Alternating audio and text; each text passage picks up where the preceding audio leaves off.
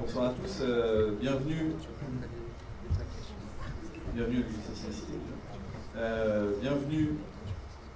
au Festival Edgefest, bienvenue à cette 9e Demo Night donc, qui ouvre le festival Edgefest, le festival des communautés numériques et créatives de Strasbourg. Alors on commence par un événement fun mais studieux, là je vous vois déjà tous très sérieux, c'est peut-être la chaleur dehors, ou le wifi qui ne marche pas.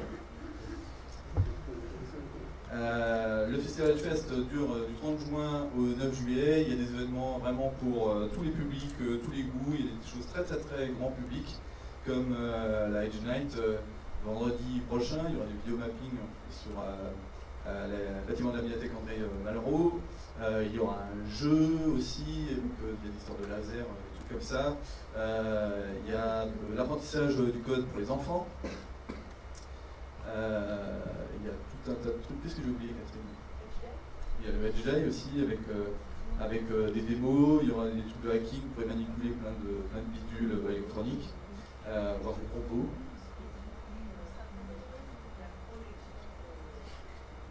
Bien. Elle adore parler public. Bonjour. Du coup, dimanche, c'est la suite d'Edgefest et il y a une journée de projection de projets, c'est vraiment que des extraits de réalisateurs du Grand Est, avec des projets d'étudiants aussi. On organise ça avec la filière image qui s'appelle Point Est. Et il y a Laurent Witz qui vient, je ne sais pas si vous avez vu Monsieur Hublot, qui a ce court-métrage qui a été primé aux Oscars, quand même. Un réalisateur alsacien, c'est quand même quelque chose. C'est vraiment très beau, Monsieur Hublot, si jamais je vous le conseille. Et du coup, il nous fera l'honneur de sa présence avec Red Revolver, Au bout des doigts. Enfin voilà, il y a quand même vraiment des réalisateurs qui essayent plein de choses, 360, la web-série, voilà, ça sera très intéressant. Et puis le prochain rendez-vous un peu plus start-up, c'est Startup Stories, le mercredi 6 juillet, également à l'UGC dans la salle où on va se rencontrer tout à l'heure pour un petit moment convivial. Le jeudi 7, il y a l'apéro entrepreneur que vous connaissez tous, qui sera également à l'UGC. On va profiter de leur grande terrasse, qui est la seule terrasse au soleil quand même presque de 7h à 8h de toute la presqu'île. Donc alors on va profiter de ce moment en espérant qu'il y ait le beau temps. Et autrement, il y a le Digital Society Forum le mardi soir et exceptionnellement le mercredi après-midi également, parce que c'est sur Famille Connectée. Donc pour ceux qui veulent participer à ce moment un peu d'analyse sociologique de tous nos travers, mais aussi de toutes ces bonnes choses que peuvent apporter le digital dans nos familles, c'est mardi soir et mercredi soir au Chaleur. Il y a encore plein d'autres petits trucs que vous verrez dans le programme. Edgefest.fr. Alors évidemment, Edgefest, c'est un festival, il y a beaucoup d'événements, c'est un peu c'est le bordel en fait, on peut le dire. Et évidemment, ça nécessite beaucoup de sponsors, il y en a tout plein ici, vous pouvez les voir. Évidemment, en premier lieu, le GC Cinécité qui nous accueille ce soir. Très gentiment. Donc Edgefest organisé par Alsace Digital avec le soutien de la ville Eurométropole, l'ACUS, enfin je ne sais pas qu'est-ce qu'on dit encore, et avec la contribution du Shadok. Alors ce soir, vous êtes là pour la Demo Night, vous êtes là pour de la démo, vous êtes là pour de la démo. Je vois qu'il y en a qui suivent, c'est bien. On va bien s'entendre ce soir. La Demo Night, en fait, c'est un événement du groupe Strasbourg Startup, qui est une sous-marque de Alsace Digital. C'est la communauté des start-upers de Strasbourg et environ. Donc la communauté des start-upers, ça veut dire quoi? Ça veut dire les gens qui ont des startups, qui ont monté une boîte, les gens qui veulent monter un jour une startup, des étudiants, des institutionnels, des investisseurs, des entrepreneurs plus installés. Et tous ceux finalement qui veulent faire en sorte qu'il y ait plus de startups qui se créent à Strasbourg, puisque c'est qui pensent que ça va être bénéfique pour tout le monde. Contrairement à ce que j'entends souvent, c'est pas les emplois de demain, c'est les emplois d'aujourd'hui sur lesquels il faut travailler. c'est de la richesse, pardon, c'est de l'innovation. On espère les futurs champions nationaux, européens, mondiaux, et il faut que ça serait bien qu'il y en ait quelques-uns qui naissent à Strasbourg. Ça serait bien que mes enfants aient des emplois aussi, parce que bon, ça serait bien qu'ils contribuent à nos retraites. Il y a beaucoup de jeunes qui ne comprennent pas la blague en fait. Alors, l'événement de ce soir, précisément, la Demo Night, elle est possible grâce à nos 3 généreux sponsors, ITS Futur, Revolettre et Scalingo. Merci à eux. C'est leur petite contribution à l'écosystème. Donc voilà, c'est quelque chose qui commence à marcher, quoi. Le menu de ces Demo Night, je vais vous le dévoiler dans quelques instants. Pour ceux qui ne sont jamais venus à une Demo Night, comme le nom l'indique, c'est une soirée de démo en 5 minutes, top chrono. Donc ce soir, il y a 7 projets qui vont se présenter. Pourquoi on leur demande de faire des démos? C'est parce que, et ça on n'arrête pas de le dire chez Elsa Digital au sein de tous les événements qu'on fait, les idées c'est bien mais ça vaut pas grand chose. Ce qui est important c'est l'exécution. Donc ici on vous présente, les gens vont faire une vraie démo de leurs produits. D'ailleurs soyez indulgents avec eux. Pour certains ça va peut-être être la première fois qu'ils parlent en public, c'est peut-être la première fois qu'ils vont présenter leur projet en public. D'autres sont plus aguerris, donc il faudra pas mal les encourager. Présenter son bébé sur lequel on a travaillé depuis plusieurs mois, voire parfois années, et présenter ça en 5 minutes, c'est extrêmement difficile, c'est un vrai challenge, quoi. Donc il faudra vraiment beaucoup les encourager. Et sans plus tarder, le menu de ce soir. Alors on aura un Siri système. Stéphane, je te rappelle que tu n'es pas mis de clap. Ce soir, il y aura un Siri système. Il y aura BIM, Vision, Créa Acting, demandartisan.com, mafutureadresse.com et Vision. Alors je sais que vous êtes là pour la Demo Night, mais on en profite pour faire passer les petits messages de service intéressants pour la communauté. On a notamment Christophe Antoine de la Chambre des métiers, la Chambre de commerce, il y a aussi des métiers dans le commerce, qui va venir nous parler du CES. Qui connaît le CES, le Consumer Electronics Show à Las Vegas? C'est toujours à Las Vegas, hein? Oui. Okay. Non, c'est pas ça, c'est pas le même.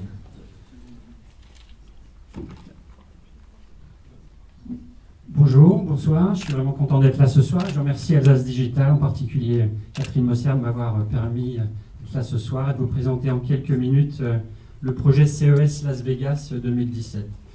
Alors, je m'appelle Christophe Antoine, je suis conseiller à la Chambre de commerce d'Alsace, conseiller en développement international, en charge de l'Amérique du Nord et des nouvelles technologies. Alors, le CES Las Vegas, je n'ai pas vu, il y avait beaucoup de mains levées, peut-être pas beaucoup, je ne sais pas. En tout cas, je pense que beaucoup de monde connaissent le CES, en tout cas de nom. En quelques chiffres, c'est quoi le CES? C'est 230 000 mètres carrés d'exposition et 170 000 visiteurs pendant une semaine. Donc c'est la vitrine de l'innovation mondiale qui se passe à Las Vegas tous les ans. L'année dernière, cette année, en janvier, on en a beaucoup parlé, puisque on avait un ministre Macron qui était sur place, et tous les jours, vous aviez à la télévision des images de lui avec les startups françaises qui le suivaient. Alors nous, à la CCI, on a décidé de faire quelque chose, et de proposer à des startups du Grand Est, entre 10 et 15 startups du Grand Est, nos amis lorrains et champenois compris, de les emmener sur une mission de prospection sur le CES 2017 en janvier. Parce que c'est l'occasion, on pense que comme l'a dit, CES, ça veut dire Consumer Electronics Show, c'est du B2C, mais ça va beaucoup plus loin que ça. Voilà, donc si vous êtes une start-up, et il y en a beaucoup ici ce soir, donc start-up avec un produit innovant, ça peut vous intéresser. Si le marché américain fait partie de vos projets, à court terme ou à moyen terme, quand je dis à moyen terme, ça peut être à 2 ou 3 ans, ça peut vous intéresser aussi. Si vous cherchez à lever des fonds, à rencontrer des capital risqueurs, les VC, comme on dit aux États-Unis, ça peut aussi vous intéresser.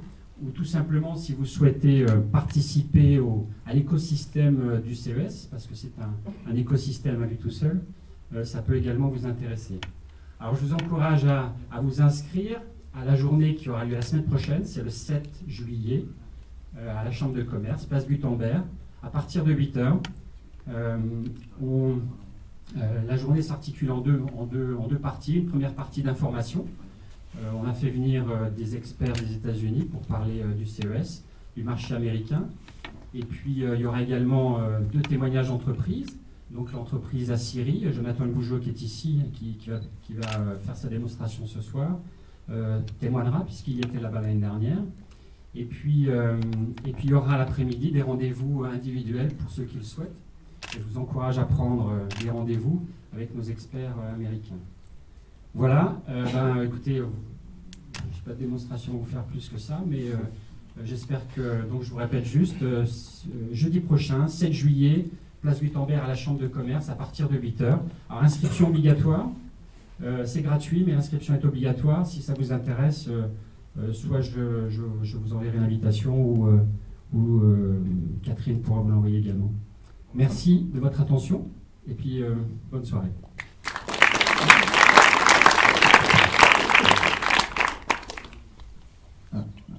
Ça marche? Vous m'entendez ou pas?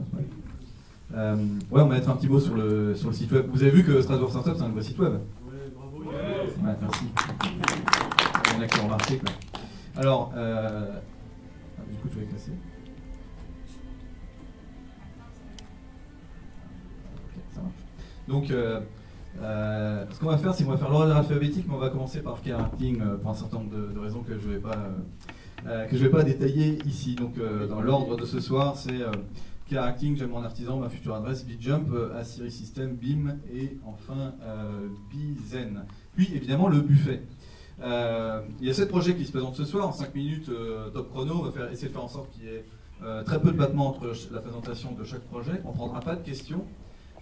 Puisque le but c'est que tout le monde participe au buffet tout à l'heure et que vous puissiez voir les gens, ils sont complètement normaux, ils parlent normalement. En fait, on va aller discuter avec eux, leur poser toutes les questions que vous voulez. Kerakting, c'est à toi.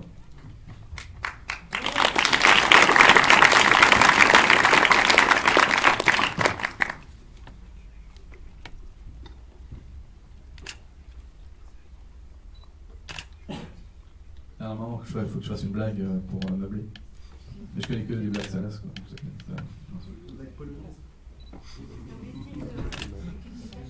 Ouais, alors ce qui serait bien, c'est que ça pulse un petit peu, parce que bon, il y a la collègue qui joue ce soir.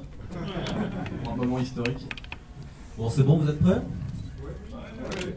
Bon, bah on lance le temps. C'est Jules qui a le chrono devant toi. Ok, parfait. Donc bonjour à tous, je m'appelle Anthony Seva, donc je suis aidant et je suis le cofondateur de l'association Kerakting, qui a pour but de faire des aidants, des experts de la prise en charge au quotidien. Alors qu'est-ce que c'est un aidant? D'abord, un aidant, c'est une personne qui a dans son entourage direct quelqu'un qui souffre d'une maladie chronique. Donc nous, on s'est surtout concentré sur l'autisme, Parkinson, Alzheimer ou encore la schizophrénie. Donc là, je vous demande de vous mettre en situation, vous venez par exemple d'apprendre que vous avez un de vos proches, un de vos parents qui vient d'être atteint d'Alzheimer. Vous ne savez pas trop à quoi vous attendre, à quel problème faire face, mais vraiment au quotidien. Et croyez-en mon expérience, vous êtes un petit peu perdu. Du coup, pour ça, on a créé une plateforme collaborative qui s'appelle kerakting.com et que je vais vous montrer tout de suite. Alors, comment ça marche?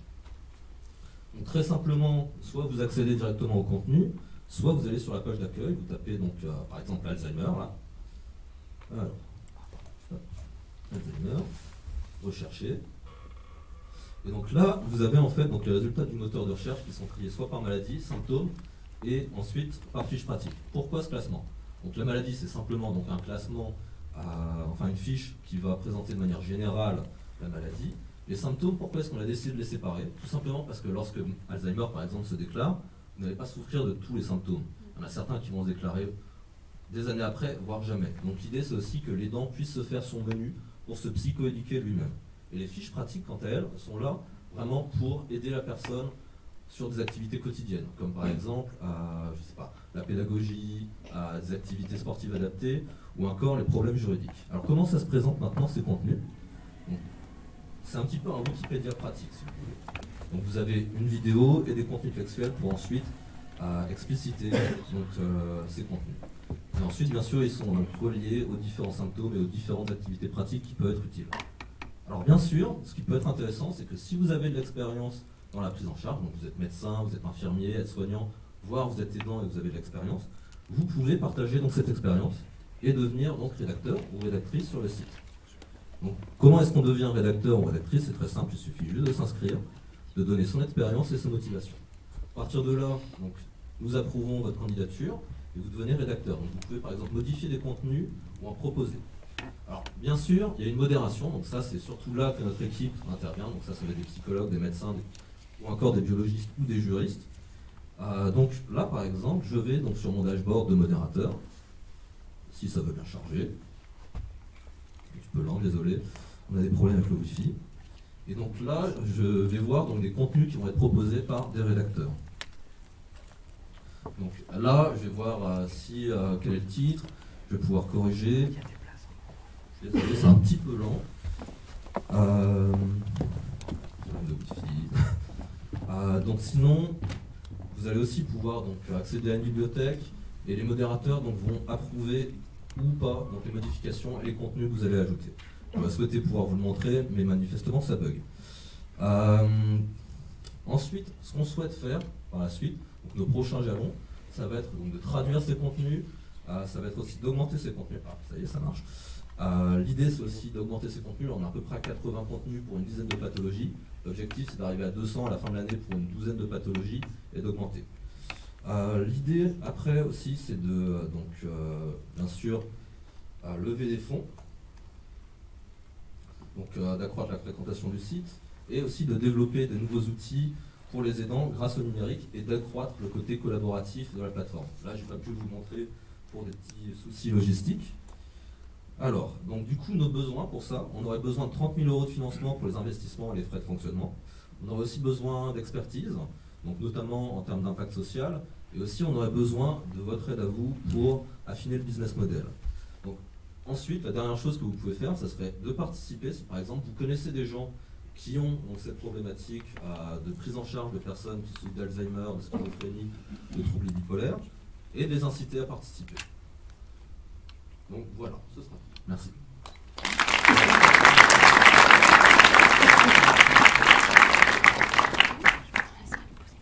Merci Anthony. Je sais pas si c'est ouvert. Merci. Pas de questions, donc c'est merci. Et c'est J'aime mon artisan. Je rappelle qu'Anthony est étudiant entrepreneur, accompagné par la pépite Etena.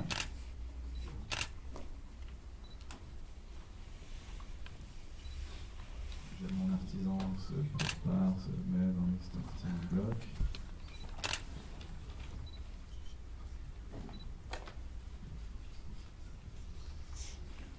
Super. Attention, Jules a le top chrono. Bonsoir à tous, je m'appelle Baptiste. Je suis ici pour vous présenter le projet J'aime mon artisan qu'on a lancé il y a à peu près un an de ça. J'ai travaillé pendant 10 ans dans le métier de l'habitat. Et je suis ici ce soir pour vous démontrer que notre solution va simplifier la vie des propriétaires qui souhaitent réaliser des projets d'aménagement et de rénovation de leur habitat. Attention, notre solution n'est pas une plateforme de demande de devis, on nous fait souvent la réflexion, on est bien un site e-commerce, une place de marché plus précisément, qui répond à une problématique. La problématique c'est celle-ci, c'est que le marché des travaux de la maison est un marché qui est opaque. Il est aujourd'hui relativement compliqué de réaliser ces travaux et ceux qui ont déjà eu l'occasion de faire les travaux dans leur maison le savent, c'est vraiment un parcours du combattant pour plusieurs raisons. La première raison, c'est que la démarche d'achat est relativement longue. Il faut pouvoir consulter des entreprises, donc demander à des artisans ou des professionnels de l'habitat de venir chez vous, leur expliquer le projet.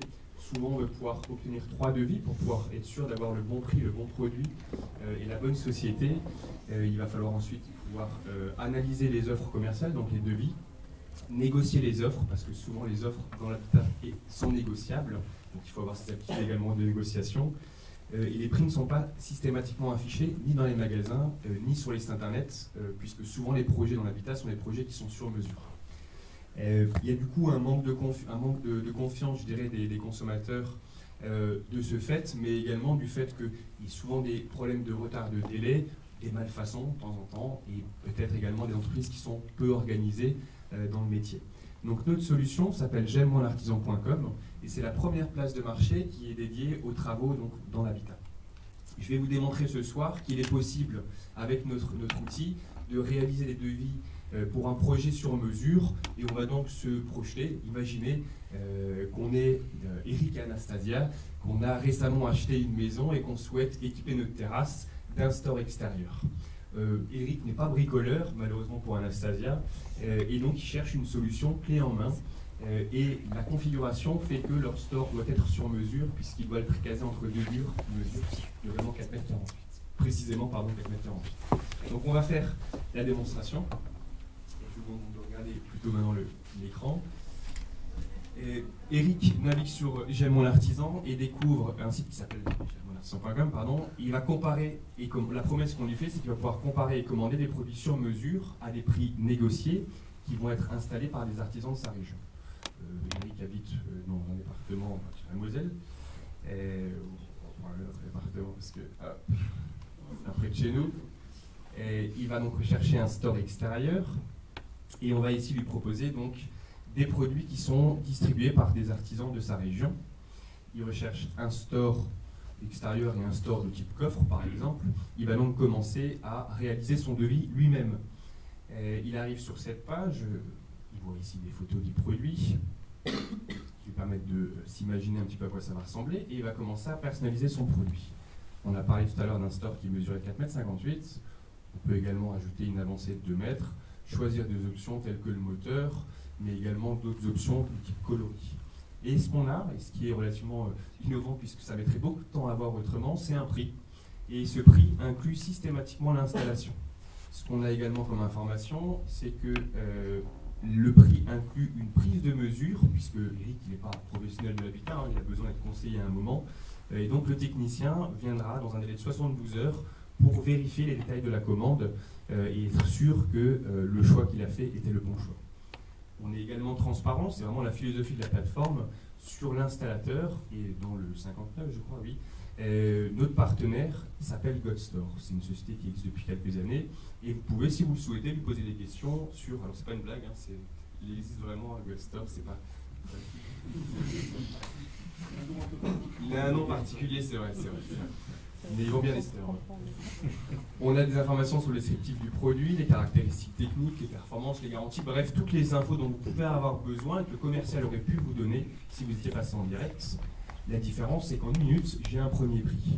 Je pourrais faire la démonstration sur d'autres produits, on a déjà préparé les autres devis, mais là j'ai un autre produit donc, qui est également un store coffre, dans les mêmes dimensions, où je suis sur un prix qui est différent, mais également transparent, à 2 600 €, et on a fait un troisième test sur un troisième produit, où on a cette fois-ci un prix à 2 300 €.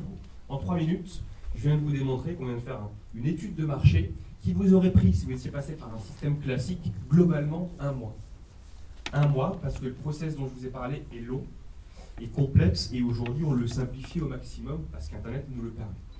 Aujourd'hui on est présent dans 40 départements de France, on a des partenaires qui vendent les mêmes catégories de produits, des stores et des ouvertures, et on est aujourd'hui en relation avec 4 réseaux de distribution qui sont présents sur le territoire national. Les négociations devraient aboutir d'ici septembre. Notre objectif, c'est que vous puissiez comparer, avoir 3 devis de 3 distributeurs différents présents dans votre région, et ce d'ici la fin 2016. Nous recherchons aujourd'hui, et c'est pour ça qu'on est là également, des bêta-testeurs, puisque c'est innovant aujourd'hui, on est vraiment au lancement de la plateforme, donc on a besoin de connaître votre avis sur notre solution et d'avoir des retours des utilisateurs que vous êtes. Et vous pouvez donc nous aider si vous voulez dans ce sens-là, mais également des investisseurs, puisque pour développer la plateforme, on a besoin de 150 000 € pour recruter nos premiers salariés. Et si parmi vous, des graphistes ou des développeurs sont intéressés par notre solution, n'hésitez pas à nous appeler, vous avez ici notre contact. Merci à tous pour votre attention.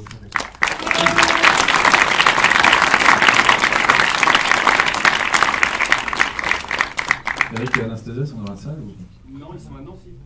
Ils sont à Nancy. Ok. La future adresse va se préparer.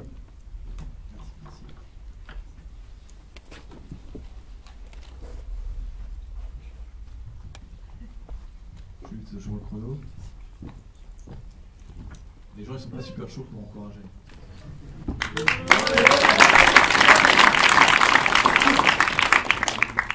Bonjour, je m'appelle Christian Zeller. J'ai fait de l'informatique pendant de nombreuses années. Je vous dirai pas mon âge, mais pendant de nombreuses années. Et depuis 15 ans, j'ai créé une petite entreprise dans le domaine de l'immobilier. Et c'est suite à ça que je me suis intéressé à la problématique de tout ce qui est relation entre les prestataires et les vendeurs et les acheteurs. Et j'ai souhaité modifier un petit peu l'ordre des choses en mettant l'acheteur et le locataire au centre de la recherche d'un bien immobilier. Alors je ne sais pas si vous comme moi, mais je pense qu'une majorité de gens ici ont déjà eu l'occasion de rechercher un bien immobilier, que ce soit pour la location ou dans le cadre de l'achat. Et vous avez certainement eu la même réflexe que tout le monde. Vous êtes allé sur les sites internet, vous avez contacté 2 ou 3 agences immobilières et vous avez passé énormément de temps à trouver le bien qui vous correspondait, que vous aviez envie d'acheter ou de louer. Avec Ma Future Adresse, en fait, on aurait posé le problème dans l'autre sens. C'est-à-dire qu'à partir d'une application web et des applications Android et iPhone, on vous donne la possibilité d'accéder directement aux offres et c'est vous qui donnez les contraintes. Je vous fais alors c'est la démo. Là, c'est une reproduction de l'application qu'on trouve sur iPhone.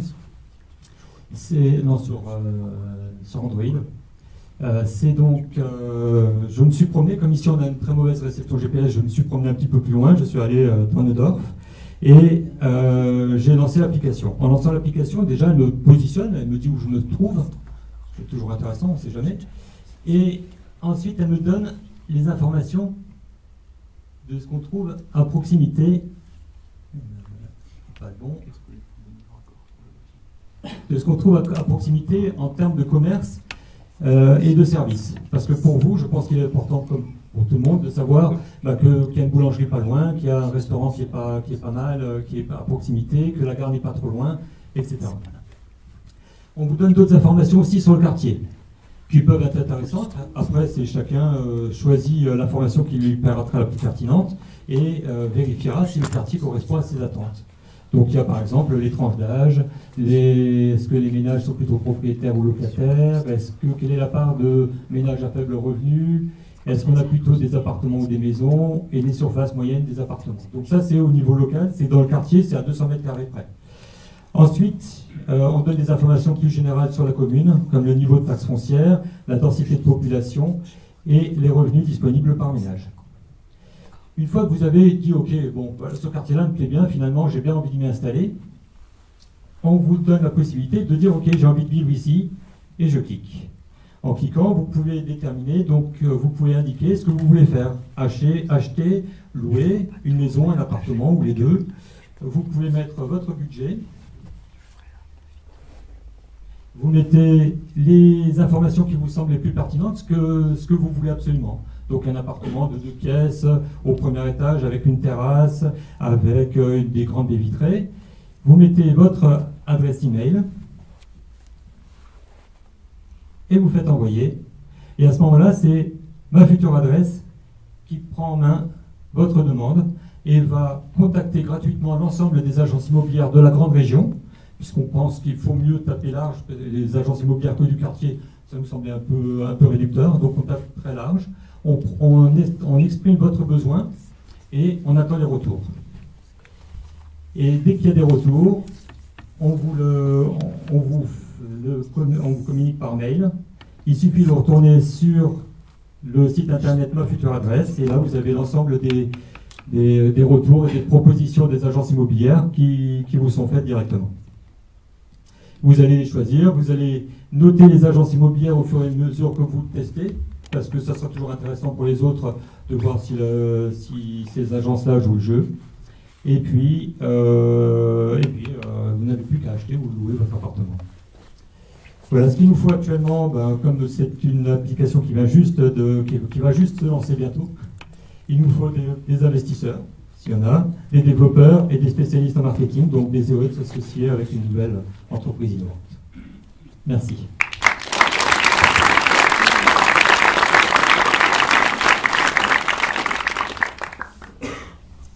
Merci. Maintenant, c'est le tour de VidJump avec Franck. C'est bien, c'est fluide. Attention.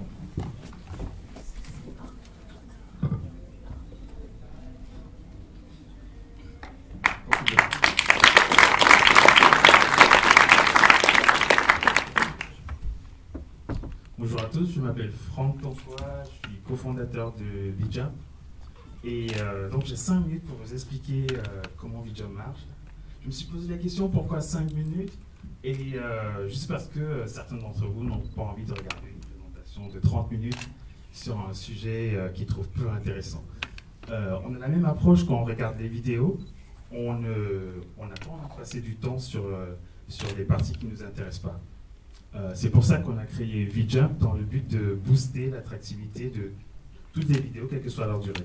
Et juste pour information, vous avez 76% d'utilisateurs qui quittent une vidéo après 4 minutes. Alors, on va faire une petite démo. Alors ici, j'ai pris une vidéo sur C'est pas sorcier. Je pense que vous connaissez tous l'émission. Alors c'est une vidéo qui dure à peu près 28 minutes, qui parle des volcans. Et je suis intéressé par les gaz qui sont générés quand il y a une explosion de volcan. Donc je fais la recherche gaz. La connexion est un peu lente, désolé. Ce sont des gaz qui s'échappent en permanence du cratère du Stromboli. Et s'il n'y avait pas ces gaz, Voilà, donc. ces deux grands cratères, on distingue 5 couches qui sont toutes actives. Alors qu'est-ce qui sort de ces cratères? Le magma remonte, des bulles de gaz explosent en surface, se sollicite. Voilà, donc vous avez une idée de ce que vous pouvez avoir, vous trouvez directement ce qui vous intéresse dans la vidéo, découpé en morceaux, regroupés sémantiquement pour ceux qui comprennent. En gros, c'est des bouts qui ont le même sens. Donc, une fois que vous avez la vidéo et les segments, vous pouvez décider de réajuster si vous n'êtes pas content de la découpe qu'on a faite. Et une fois que vous avez réajusté, vous obtenez donc une vidéo courte. Donc là, on a 4 minutes 56. Et vous pouvez l'enregistrer donc, et lui donner un nouveau nom. Par exemple, gaz volcan.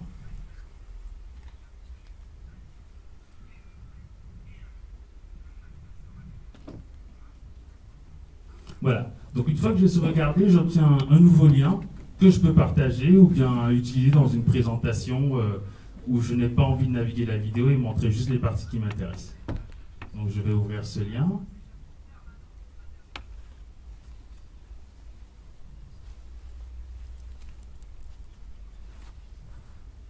Alors le lien il est ouvert et vous voyez les parties sélectionnées sont bien encore là. Et ça m'a pris quelques secondes. Et si je passe ça à une personne, il voit directement ce que j'ai envie de lui présenter.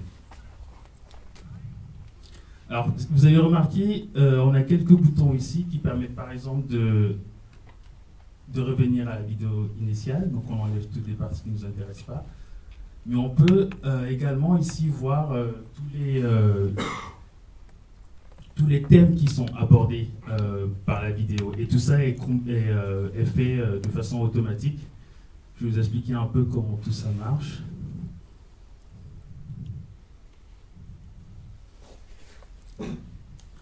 Voilà, donc un publieur de vidéos, donc une fois qu'il a une vidéo disponible sur son site, nous l'envoie automatiquement grâce à notre service cloud. Et nous, on va analyser, indexer et taguer automatiquement les vidéos. Et grâce à notre player ou le plugin, s'il a envie de garder son player, on va pouvoir répondre aux requêtes de tous ses clients grâce à nos services. Alors nous avons besoin de bêta-testeurs dans le domaine de la formation, les présentations, l'éducation, donc les MOOC, aussi de l'audiovisuel, parce qu'il y a beaucoup de contenu en ligne, au niveau, du moins, pour les chaînes de télé ou de radio. Nous recherchons un développeur passionné donc pour nous rejoindre, qui est Johan et Christian qui sont dans la salle.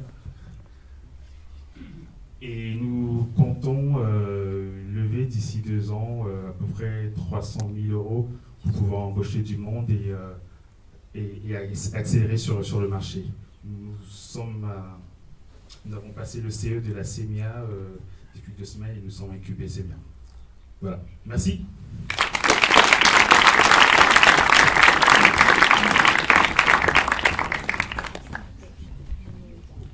Pendant que Jonathan et Cyril se préparent,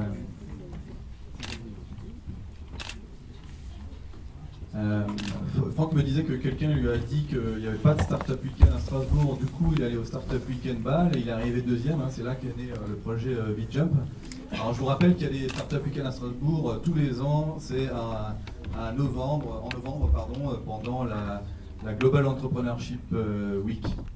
Et il y en a tous les ans un à Mulhouse, donc c'est pas si loin, c'est encore plus près que Bâle, aux alentours d'avril-mai. Donc si quelqu'un vous dit qu'il n'y a pas de Startup Weekend à Strasbourg, c'est pas possible.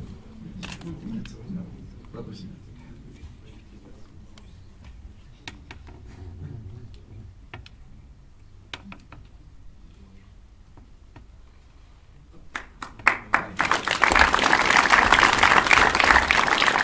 Bonsoir à tous. Jonathan Bougeot, donc Assyri System, une société qui a été créée l'été dernier.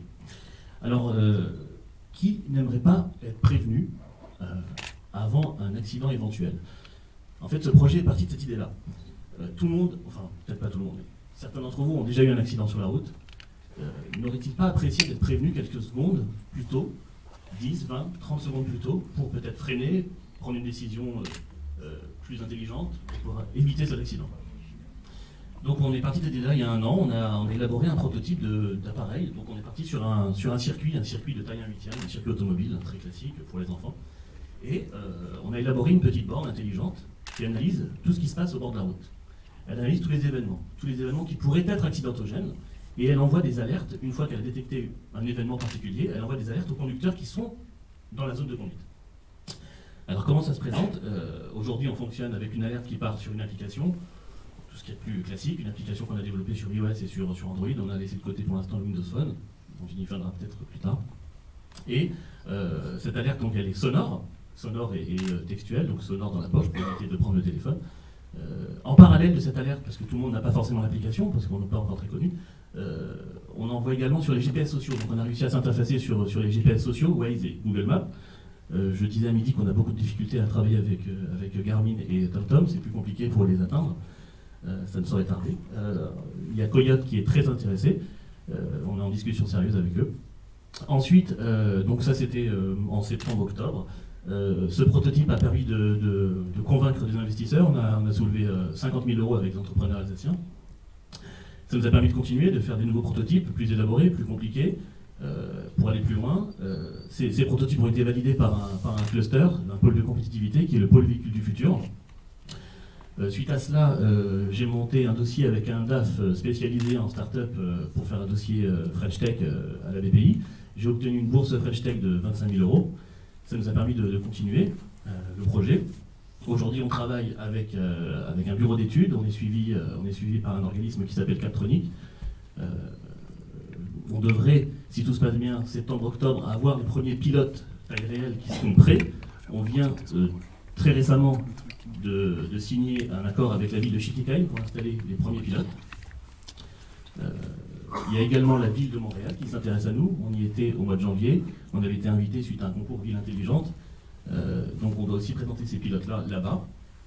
Et suite à cela, on compte aller sur toute la France et à l'international. Donc c'est pour ça qu'aujourd'hui on recherche de l'argent. Alors on recherche plus ces précédentes sommes. On recherche aujourd'hui 300 000 €. On a une BPI qui nous propose de faire un levier 1 sur ces 300 000 € pour pouvoir aller à l'international, embaucher des gens, des commerciaux, aller voir les mairies. On a déjà rencontré une centaine de maires qui sont très intéressés. On a des lettres de soutien, des lettres d'intention pour installer ces solutions qui seront en leasing. Elles ne sont pas vendues, elles sont sur un financement sur 3-4 ans avec un entretien, etc. Ça reviendra grosso modo à 300-400 euros par mois pour installer une zone dangereuse, pour pouvoir alerter les conducteurs. C'est vrai que j'ai oublié un point très important, c'est que ce système de borne est raccordé à un dashboard en ligne, un dashboard qui relate en fait toutes les infos qui remontent, toutes les alertes. Ce dashboard il est consulté par les gestionnaires de la route, que ce soit les autoroutiers privés ou les PC sécurité dans les communes. D'ailleurs, on a rencontré le PC sécurité de l'Eurométropole qui a trouvé la solution intéressante, qui attend les premières démos des pilotes à la rentrée pour aller plus loin. Voilà où on en est.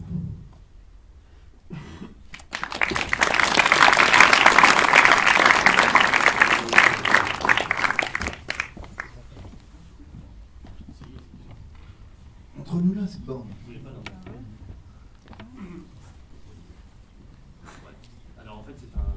Ah, ta démo est finie. Hein. Ouais. C'est trop tard, le prochain va passer. Quoi. Et comme ça, tu sais, c'est la technique de. Les prochains, là, pendant que je parle, il est censé descendre. Et... Ah non, t'as 40 secondes en fait. Ouais, monsieur Chronomètre, plus fort. Non, c'est bon. C'est bon? Ok. Donc voilà la borne.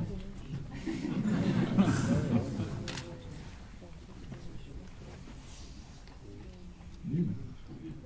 Ouais, en fait, j'essaie je peux faire des claquettes, mais le sol s'y prête pas. Et je ne sais pas faire de claquettes. Et j'ai des baskets. Mais c'est la vieille technique, je meuble encore. C'est la vieille technique de tu mets le dernier slide, parce que pendant que tout le monde se prépare, ça meuble.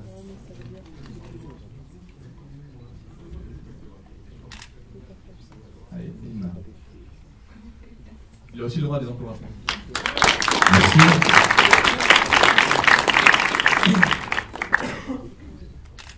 Donc Emmanuel Leboya, je suis fondateur de la société BIM. Je suis un peu décalé par rapport à mes précédents camarades, puisqu'on est une vieille start-up. On a maintenant 3 ans et demi. Et on est dans un domaine un peu particulier. On est dans le domaine de l'impression 3D. Vous en avez peut-être entendu parler. Mais avec une spécificité, c'est qu'on travaille dans le métallique. On est, dès notre naissance, une compagnie qui a bénéficié de pas mal d'expérience, puisqu'on était issu d'une spin-off d'un centre de recherche qui avait mis à peu près une douzaine d'années à mettre au point cette technologie, et qui a décidé donc à un moment de faire une spin-off pour vendre ses machines, et qui a fixé donc le but ambitieux de prendre le leadership sur la vente de machines industrielles. Il faut savoir que nos imprimantes ne sont pas des imprimantes qu'on pose sur une table, hein, la petite fait 2 tonnes, la grosse fait 9 tonnes. Donc on est vraiment dans le monde matériel cette fois-ci, le dur, industriel. Et donc il fallait trouver une stratégie différenciée, puisque généralement les sociétés qui se lançaient dans ces domaines, c'était des sociétés avec plusieurs centaines de millions d'euros en capital, voire milliards. Et nous on est parti dans une start-up, au départ on était 1,5. Voilà, aujourd'hui on est 24 et on continue à se déployer. Donc pour réussir ça, il a fallu créer un écosystème. Et un écosystème donc, qui nous a permis de partir rapidement et à l'international et de proposer nos machines. Au niveau démo, je vais forcément être un petit peu court parce que je ne viens pas avec une machine de 8 tonnes sur mon dos. Donc ce que je vous propose, c'est de regarder une petite vidéo qui explique ce que fait le procédé. Donc ce procédé, il est basé sur ce qu'on appelle une buse qui utilise du laser. Dans cette buse, on va injecter de la poudre métallique. Cette poudre métallique, on va la fondre directement avec un laser. On va fondre aussi l'endroit où on veut déposer la matière, et ensuite, grâce à une machine 5 axes, qui ressemble, pour ceux qui connaissent, à des machines d'usinage, on va empiler les couches les unes sur les autres et on va pouvoir créer des formes. Là c'est bien clair, le laser va s'allumer, ou pas. Ah. C'est l'effet démo. Si je vous le fais avec les mains, ça va au moins le faire. Donc, ça lag. Donc je parlais d'empilement de couches successives, c'est super, un peu, vous voyez bien là? Donc en fait on va déposer les couches métalliques les unes sur les autres, et from scratch on va pouvoir créer des pièces. Donc ce sont les pièces aujourd'hui qui sont essentiellement utilisées dans l'aéronautique, donc on doit faire face aussi à un très haut niveau de qualité demandé par nos clients, parce que quand vous faites de la pièce avion, il y a forcément un risque qui est inhérent. Et donc par empilement de ces couches successives, au lieu d'enlever de la matière comme on le faisait jusqu'à maintenant, ou de faire une fonderie, on va pouvoir, depuis un CAM-CAD, donc une conception logicielle, directement imprimer la pièce. Voilà, donc là vous avez quelques exemples de pièces qu'on a pu faire, avec une superbe vidéo. Et donc les deux machines dont je vous parlais, les imprimantes qui n'ont pas de table, celle qui fait 2 tonnes, donc une petite machine, c'est des objets qui sont autour du $1 million pour chacune. Donc dans les challenges, il fallait aussi l'écosystème pour être crédible et vendre ces machines. Quand on était une boîte encore de 8 il y a 8 mois, même si on est 24 aujourd'hui, si on n'avait pas notre écosystème industriel, on n'y arriverait pas. Voilà pour la grosse machine. Une 46.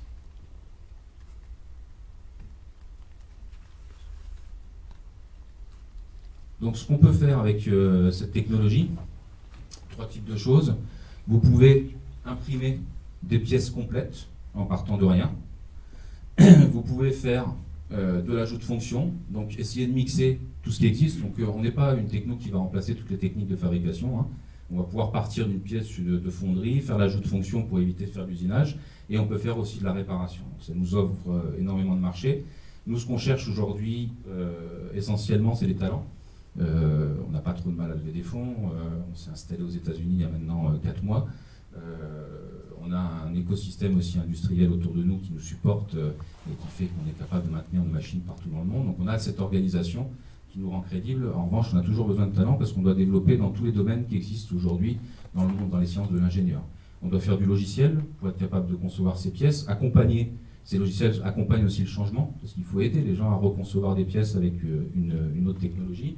On doit faire de la mécanique des fluides, de l'électronique, monitorer tout ce qu'on fait, donc surveiller tout ce qu'on fait, créer une nouvelle buse, de nouvelles applications. Et puis on doit faire de la machine, donc là on est dans la mécanique et dans le dur, faire évoluer les machines, écouter le marché et faire en sorte qu'elles répondent aux nouvelles demandes. De l'autre côté, il y a toute la partie commerciale. Aujourd'hui, il y a 3 responsables export chez BIM. Et donc on cherche aussi des talents commerciaux capables d'aller évangéliser, puisqu'évidemment sur ces nouvelles technologies, il faut aussi convaincre les clients de faire le saut et d'aller justement sur ces nouvelles méthodes de fabrication. 3, 2, 1. Merci.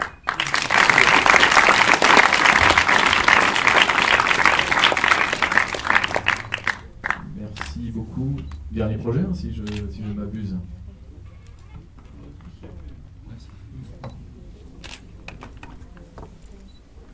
Vous avez eu de la chance que j'étais en train de m'entraîner pour faire les bruitages du laser. Vous avez échappé.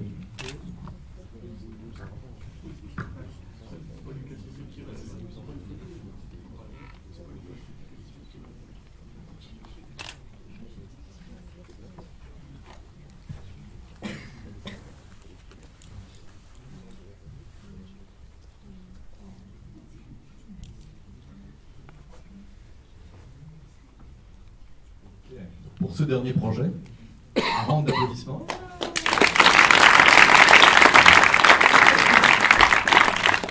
Donc, je suis le fondateur de l'entreprise de la start-up Bizen. C'est une entreprise qui a créé et qui commercialise une boisson relaxante depuis 2 ans. On est 3 associés. L'idée, c'était de créer une boisson alternative au soda traditionnel et aux boissons énergisantes, faire une boisson plus naturelle et moins sucrée que ce qu'on trouve dans le commerce. Alors, pourquoi relaxant? Parce qu'on travaille avec des plantes qui ont des vertus déstressantes et apaisantes, comme le thé vert, la camomille, la valériane et la passiflore. On peut les trouver par exemple sous forme de gélules en pharmacie ou sinon sous forme de tisane infusée. Du coup, on revisite un petit peu la tisane en la rendant rafraîchissante, pétillante et prête à consommer.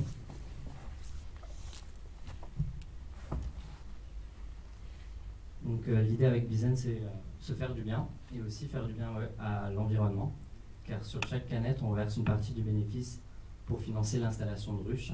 Ça, c'est une ruche qu'on a installée à Wintersoos en Alsace.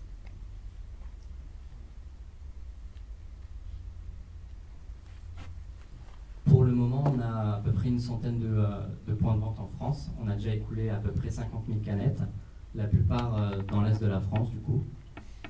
On travaille principalement avec la grande distribution, avec les intermarchés, quelques Super U, Leclerc, les Simply Market aussi. Donc pour le moment, le marché de la boisson relaxante, c'est encore un marché de niche, mais qui est un marché quand même en pleine croissance. On remarque qu'il y a de plus en plus de consommateurs qui sont intéressés pour consommer un petit peu différemment et qui font attention à ce qu'ils consomment. Donc on constate que c'est une réelle tendance. Pour le moment, on est toujours en train de travailler sur le développement. On est en train de finaliser un contrat de distribution à l'échelle nationale et on est incubé dans un incubateur parisien. Et je vous inviterai après à découvrir la boisson, les boissons qui sont... Voilà, exactement. Et je vous inviterai à vous rafraîchir, à vous relaxer. Il y a quelques boissons qui seront disponibles juste après. Voilà.